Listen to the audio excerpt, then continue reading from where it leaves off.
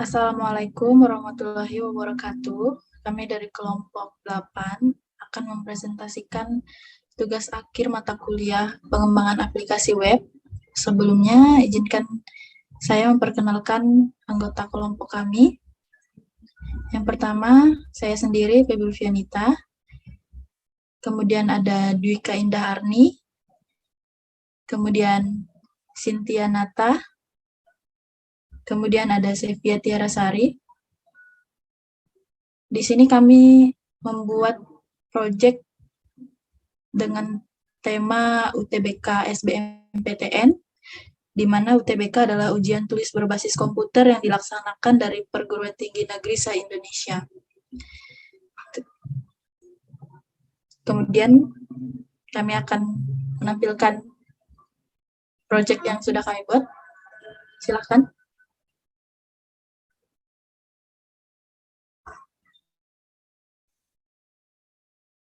Iya, untuk pertama membuat akun.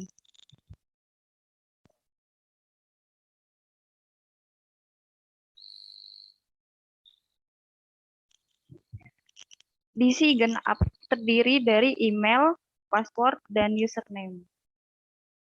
Pertama, isi emailnya terlebih dahulu.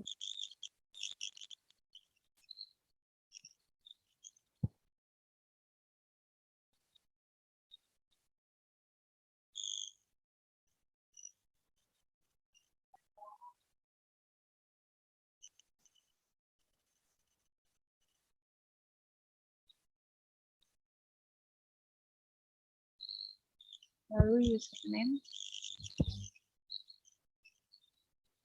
dan password.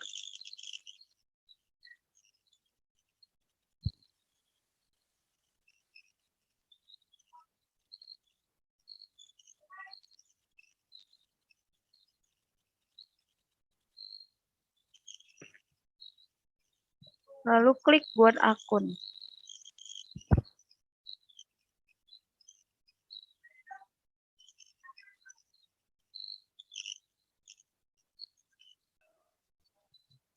Selanjutnya di sini terdapat tampilan Sign In, yang di mana terdapat username dan password. Kemudian kita terlebih dahulu mengisikan username-nya.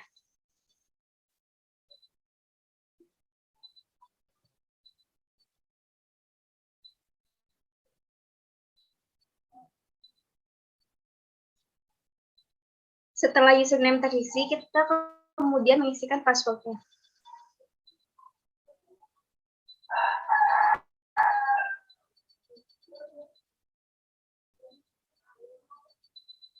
Lalu dicentang dan klik masuk.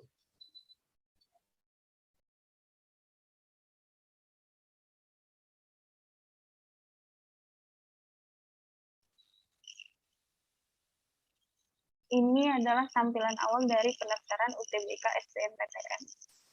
Terdapat home, data, pendaftaran, dan bukti pembayaran. Terlebih dahulu ke pendaftaran. Daftarkan diri Anda. Terdapat nama siswa, jenis kelamin, tempat lahir, tanggal lahir, alamat, provinsi, email, nomor handphone, asal sekolah, dan file. Pertama, isikan nama siswa terlebih dahulu. Jenis kelaminnya, tempat lahir, tanggal lahir,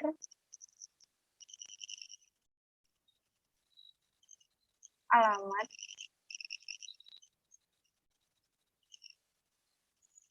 provinsi,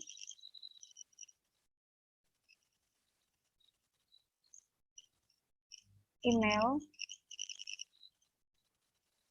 nomor handphone, dan asal sekolah.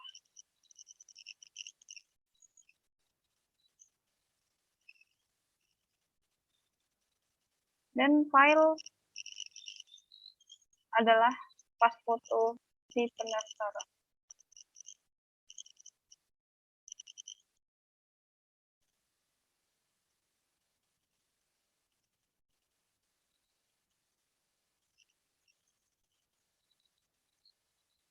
klik upload.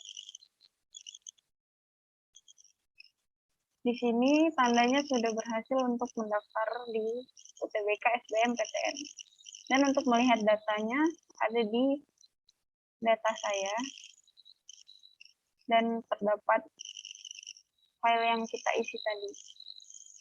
Lalu untuk selanjutnya, mengupdate data. Untuk mengupdate data biodata, bisa mengganti biodatanya. Seperti nama siswa, tempat lahir, tanggal lahir,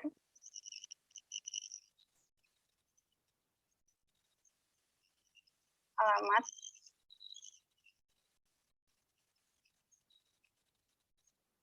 provinsi,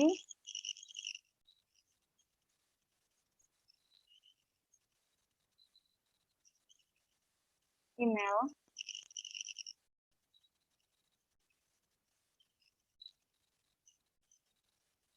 nomor handphone,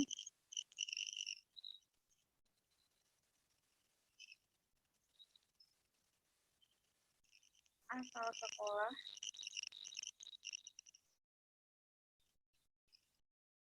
dan file.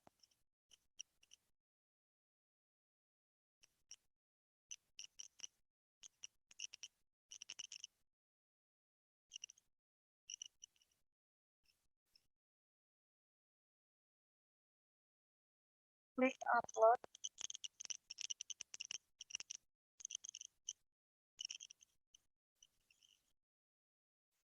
Dan data sudah terperbarui. Lalu lanjut ke bukti pembayaran. Masukkan nama bank. Lalu pilih file bukti pembayaran.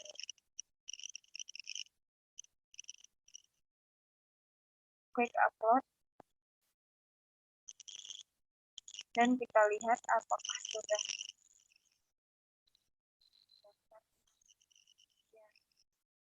pembayaran Anda telah berhasil. Lalu untuk mengupdate bukti pembayaran, bisa diklik update dan ganti nama bank dan masukkan file bukti pembayaran yang akan diupdate. Klik upload dan sudah terupdate. Untuk melihatnya apakah sudah terupload semua, dan ya sudah terupload.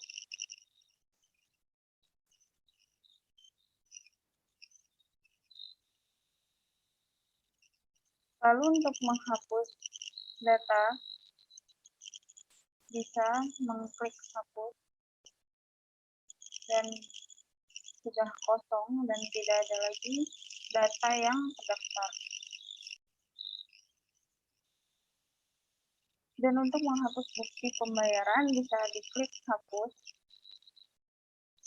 dan sudah tidak ada lagi bukti pembayaran yang terupload. Sekian dari saya, terima kasih. Selanjutnya untuk bagian login. Jika pengguna sudah melakukan login dengan memasukkan username dan password, maka username dan password tersebut sudah tersimpan pada sistem.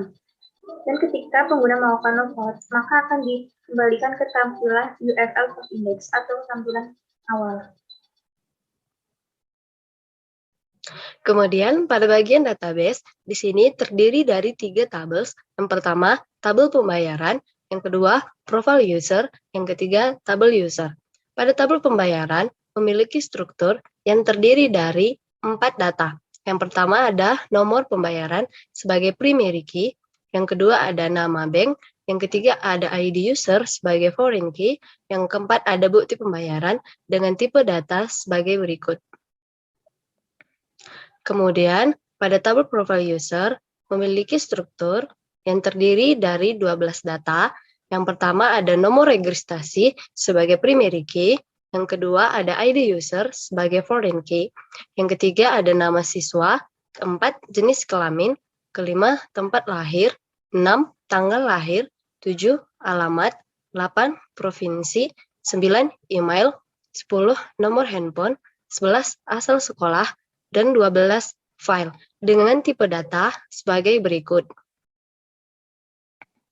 Kemudian, pada tabel user memiliki struktur yang terdiri dari 4 data. Yang pertama ada ID user sebagai primary key, yang kedua ada email, yang ketiga ada username, dan yang keempat ada password dengan tipe data sebagai berikut. Nah, kemudian relasi dari tabel berikut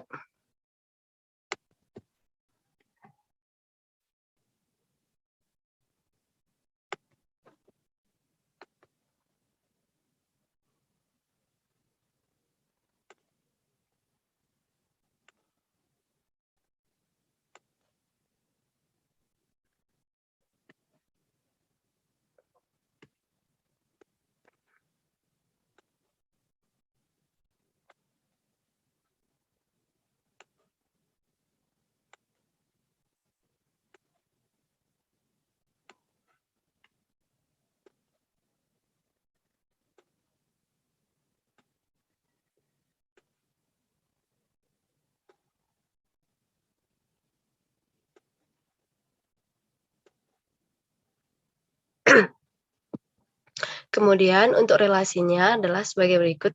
Di sini pada tabel profile user berelasi dengan user, di mana di dalam profile user terdapat data ID user, begitu juga pada tabel user terdapat ada ID user. Dan pada tabel pembayaran juga berelasi karena di dalam tabel memiliki ID user sebagai foreign key. Sehingga dari ketiga tabel berikut berelasi karena terdapat data ID user sebagai foreign key.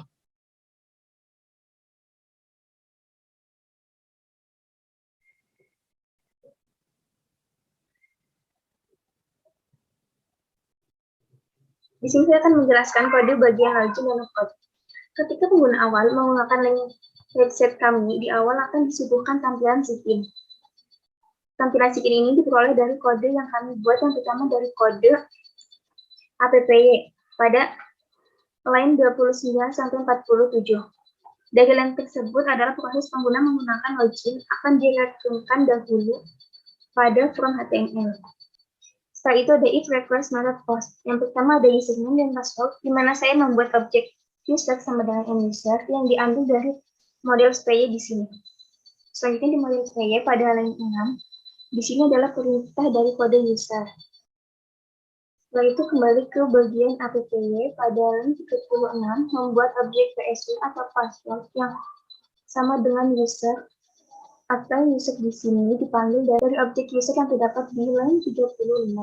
Setelah itu diautentikasi username, di mana autentikasi username ini diambil dari model SPY. Pada line 24-31, di sini ada konsep scat, di mana di sini melakukan perintah select ID user, email, username, password from user, di mana username-nya dipakai untuk patokan login. Setelah itu kembali di bagian APPY pada line 37. Apabila if passwordnya di sini salah, maka akan dikembalikan pada redirect URL login. Dan apabila password tersebut benar dan di-ACC oleh sistem, maka username dan password tersebut ketika kita memasukkan dengan benar akan dilanjutkan ke halaman redirect URL for index. Selanjutnya untuk bagian terakhir adalah menu logout. Pada line 208 sampai 209, untuk menu logout pada line di sini, kami membuat dev logout yang berfungsi untuk melakukan logout ketika pengguna sudah melakukan login, session, username, dan password tersebut. Ketika pengguna sudah melakukan login, username dan password sudah tersimpan pada sistem. Dan ketika pengguna melakukan logout, maka akan dikembalikan ke tampilan URL for index atau ke tampilan halaman awal. Baik, dilanjutkan dengan style CSS-nya. Di sini kami menggunakan body-nya menggunakan background image atau gambar. Itu gambar UTBK yang kami ambil seperti tampilan tadi. Kemudian untuk H2-nya kami menggunakan text align. Text align-nya center.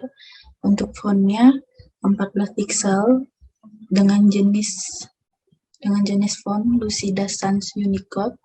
atau Lucida Grand atau sans serif.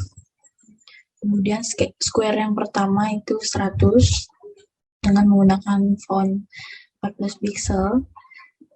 Untuk jenisnya Lucida Sans Unicode, Lucida Grand, dan sans serif. Kemudian margin topnya 0%.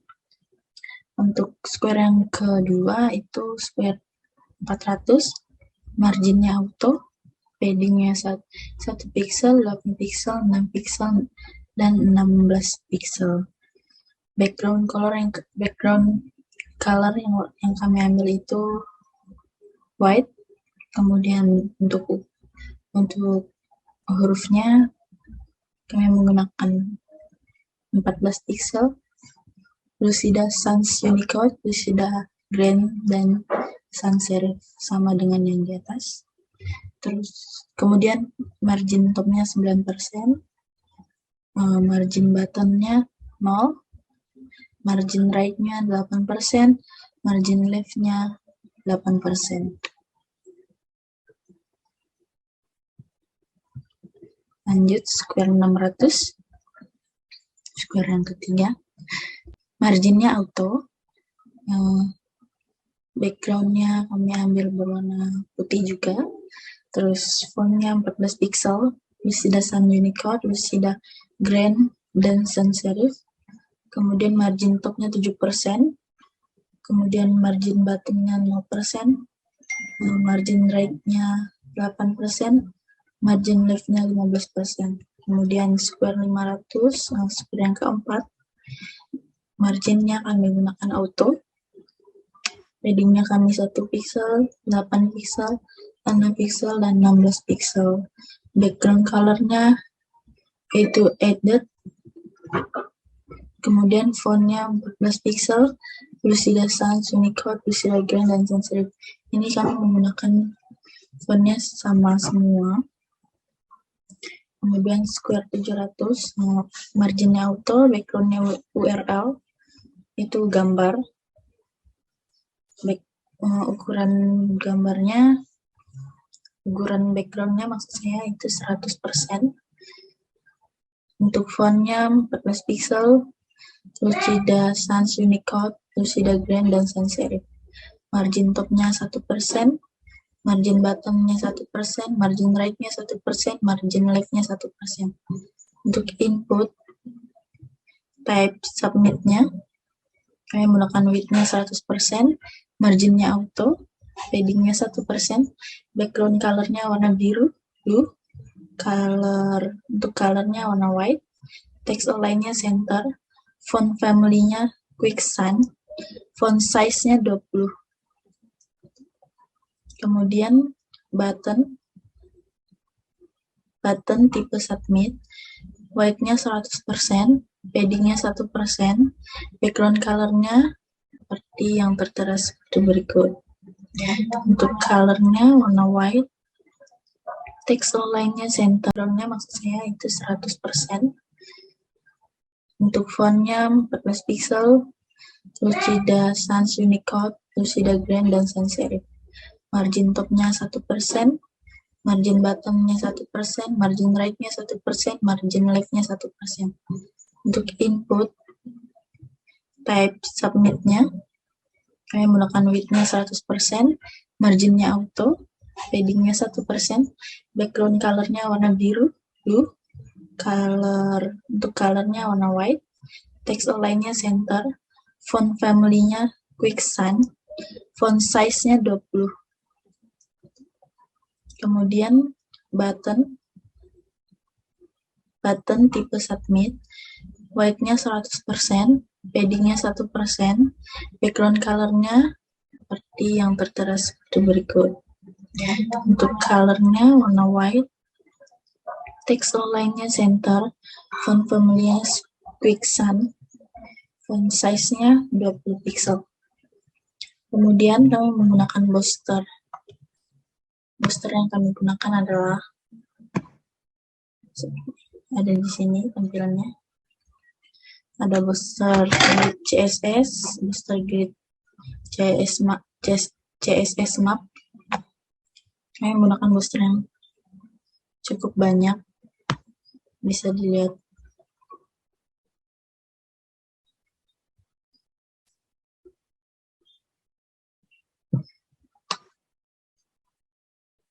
Kami menggunakan booster versi 5.0.0.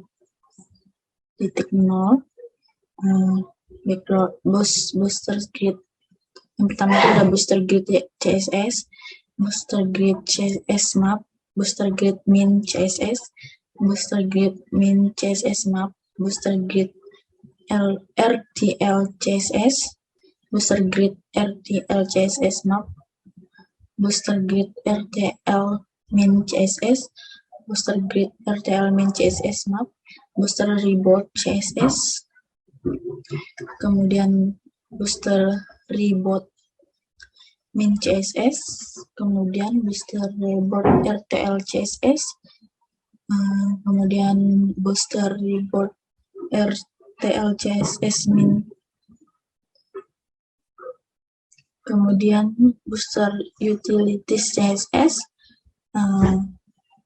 booster utilities min CSS, kemudian booster utilities RTL CSS, kemudian booster CSS,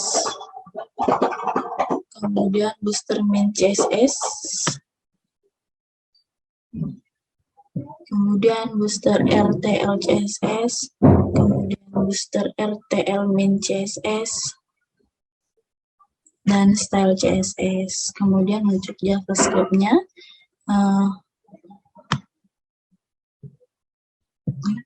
booster bundle JS, booster bundle JS map, booster bundle min JS, booster bundle min JS map, booster ESM JS, booster ESM JS map, booster ESM min JS, booster ESM min JS map, booster JS, booster JS map, booster min JS, booster min JS map. Sekian untuk style JS yang kami gunakan. Baik, sekian presentasi dari kelompok kami. Jika ada kesalahan kata dan banyak kurangnya, kami mohon maaf dan kami ucapkan terima kasih karena sudah memberikan kesempatan untuk kami mempresentasikan hasil tugas akhir kami. Sampai jumpa.